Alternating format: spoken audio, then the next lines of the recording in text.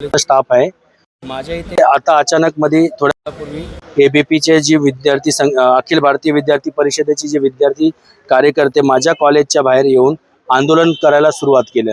आम्हाला याची कुठलीही प्रकारची पूर्ण कल्पना त्यांनी दिलेली नाही किंवा काय झालं आम्हालाही कळालं नाही। माझ्या इथे ऑनलाईनच्या एक्झाम चालू आहेत गव्हर्नमेंटच्या, प्लस माझ्याकडे टीवायच्या एक्झाम चालू आहेत विद्यापीठाच्या। तर विद्यापीठाच्या एक्झाम चालू असताना हे विद्यार्थी येऊन तिथे गोंधळ घालायला सुरुवात केली।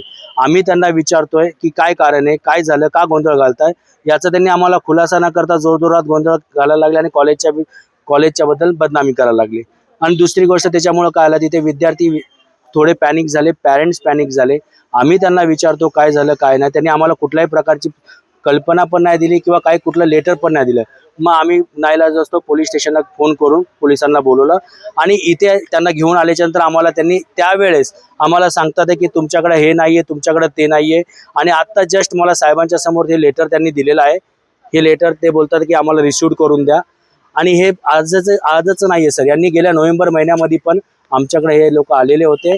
यामध्ये जो शंतनू बिराजो जो आहे सर्वात महत्त्वाचा जो आहे शंतनू बिराजो, हा जो कोण कार्यकर्ता आहे हा नोव्हेंबर महिन्यामध्ये पण आलेला होता सर। यांनी माझ्याकडे त्यावेळेला यांनी पैशाची मागणी केलेली होती साहेब माझ्याकडे, त्यावेळेस आम्ही त्याला तिथे दाद दिली नाही। त्याचाच कुठेतरी तो हा राग आमच्याकडे काढत आहे आणि त्याच्यावरतूनच हा नोव्हेंबर नंतर आज डायरेक्ट अचानक आमच्याकडे येऊन आम्हाला जाणून बुजून प्रशासनाला, आमच्या मॅनेजमेंटला, आमच्या जे काही स्टाफ आहे यांना खूप भीतीचं वातावरण यांनी निर्माण केलेलं आहे।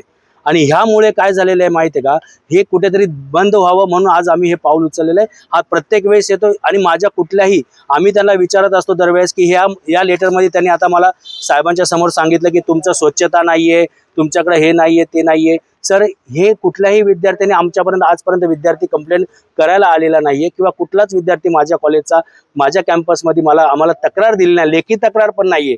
तर हा डायरेक्ट हे व्यक्ती माझ्याकडे येऊन हे कसं काय बोलू शकतो आणि कसं काय लेटर देऊ शकतो, मला हेच कळत नाही की हे कसं काय, ह्याचं कारण काय मला कधीच उलगडलं नाही।